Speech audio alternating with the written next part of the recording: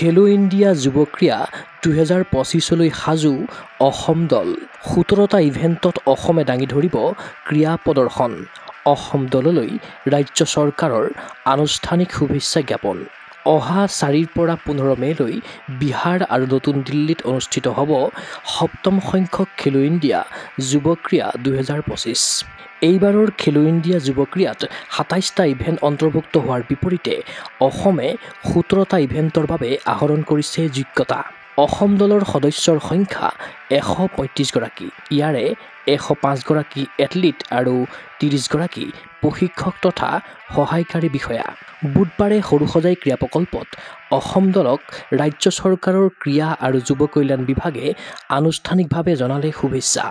অসম চৰকাৰৰ বিশেষ সচিব কেজে হিলালী মুখ্য অতিথিৰূপে উপস্থিত থাকি এই অনুষ্ঠানতে অসম দলৰ জাৰ্চি আনুষ্ঠানিকভাৱে কৰা হয় উন্মোচন তদুপৰি এই অনুষ্ঠানত উপস্থিত থাকি খেলুৱৈসকলক উৎসাহিত কৰিলে অলিম্পিয়ান আৰ্চাৰ তথা অৰ্জুন জয়ন্ত তালুকদাৰ ভাৰোত্তোলনৰ আন্তৰ্জাতিক প্ৰশিক্ষক অনুপ কোঁৱৰ ক্ৰীড়া বিভাগৰ উপসঞ্চালক NH কৌশিক আদি বিশিষ্ট ব্যক্তিয়ে আমাৰ বেসিক্যালি 105 গৰাকী খেলুৱৈ যাব অসমক ৰিপ্ৰেজেন্ট কৰি ৰাফলি এবাউট 18 ডিসিপ্লিনছত আমি আমাৰ খেলুৱৈ পাৰ্টিসিপেট কৰিব 30 গৰাকী আমাৰ অফিচিয়েল যাব কিন্তু ইম্পৰ্টেণ্ট কথাটো হ'ল যে ইউথ গেমছত আগতে ইমান গাল ডিসিপ্লিনত আমি ৰিপ্ৰেজেন্ট কৰা নাছিল কিন্তু এবাৰ আমি কোৰ যেনেকুৱা ডিসিপ্লিন আছে স্পৰ্টছ সুইমিং যেনে মই ক'লোঁ fencing cycling weight lifting volleyball judo kabaddi এইবোৰ গেমছতে আমাৰ ল'ৰা ছোৱালী মানে কালিয়ালি পাত্ৰত বাৰু পাইছে যোনবোৰ এটা ইণ্ডিজিনাছ গেম আৰু বাকীবোৰ কণ্টেক্ট স্পৰ্ট যোনটো ইণ্ডিজিনাছ সেইবোৰতো আছে কিন্তু আমি ভাল পাইছোঁ এইটো ভাবি পেলাই যে আমাৰ ল'ৰা ছোৱালীবোৰে এনেকুৱা কাৰণ চিলেকশ্যন প্ৰচিডিউৰটো অকণমান ডিফিকাল্ট স্কুল গেমছ ফেডাৰেশ্যনৰ যোগেদিও মানুহ আহে সেইকাৰণে এইবাৰ আমি অকণমান যদি আমাৰ নম্বৰৰ পিপল খুব কম 105 গৰাকী আছে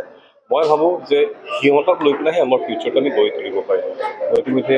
সিহঁতৰ লগত কথা পাতোঁতে গম পাইছে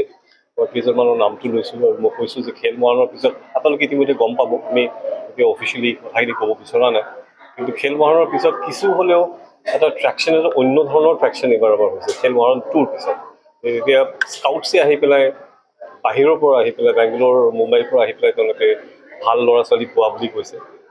সিহঁতক লৈ কিবা এটা তেওঁলোকে প্লেন কৰি আছে আৰু আমাৰ কথাটো হ'ল তেওঁলোকৰ প্লেনটো যদি ফেইল হয় তেতিয়াহ'লে আমি তেওঁলোকক লৈ পেলাই আগবাঢ়ি যাম হয়তো আমিও যাব পাৰোঁ টুৱাৰ্ডছ দি এণ্ড বা মাজত চাই আহিম ল'ৰা ছোৱালীবোৰে কেনেকৈ পাৰ্টিচিপেট কৰি আছে কিন্তু আইডিয়াটো হ'ল যে তেওঁলোকে এটা ভাল প্লেটফৰ্মত এটা পাৰফৰ্ম কৰে মই কৈছোঁ ন মেডেলটো আছে বাৰু আমাৰ কাৰণ SGFIত আমাৰ খুব ভাল পাৰফৰ্মেঞ্চ হৈছে ন আমাৰ ৰুটটো সেইটো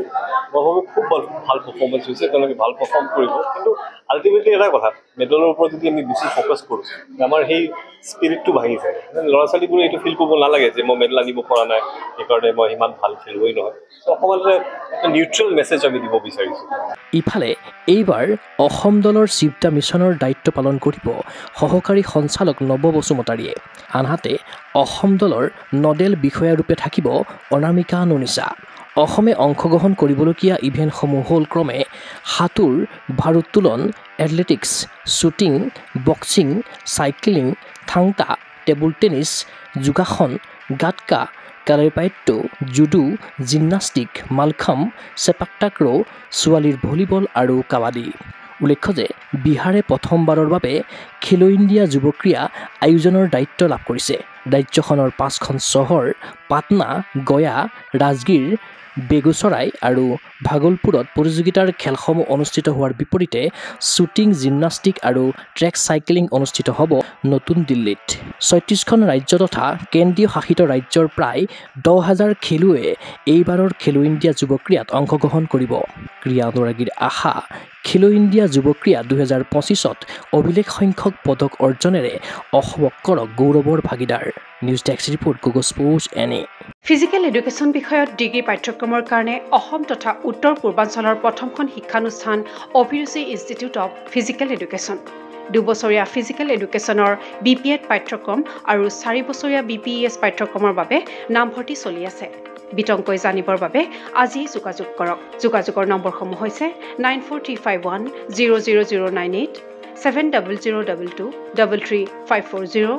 88765210998 ৱেবছাইট www.aipguwahati.in